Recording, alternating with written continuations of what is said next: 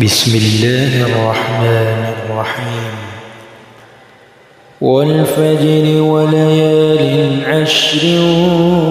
والشفع والوتر والليل إذا يسر هل في ذلك قسم لذي حجر ألم تر كيف فعل ربك بعاد إرم ذات العماد التي لم يخلق مثلها في البلاد وثمود الذين جابوا الصخر بالواد وفرعون ذي الأوتاد الذين طغوا في البلاد فأكثروا فيها الفساد فصب عليهم ربك سوط عذاب إن ربك لبالمرصاد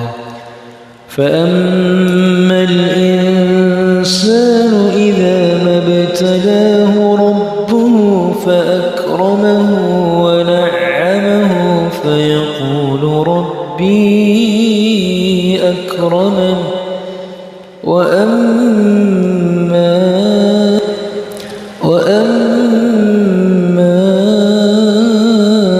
إذا ما ابتلاه فقدر عليه رزقه فيقول ربي أهانن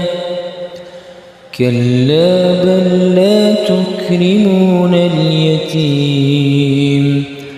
ولا تحاضون على طعام المسكين وتأكلون التراث أكلا لما وتحبون المال حبا جما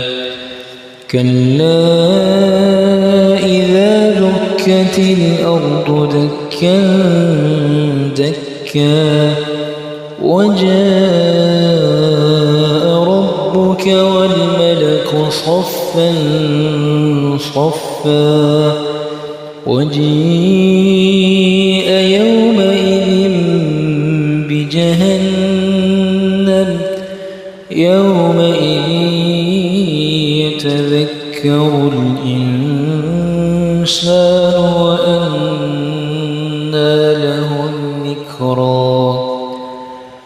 يقول يا ليتني قدمت لحياتي فيومئذ لا يعذب عذابه أحد ولا يوثق وثاقه أحد يا أيتها النفس المطمئنة ارجعي إلى ربك راضية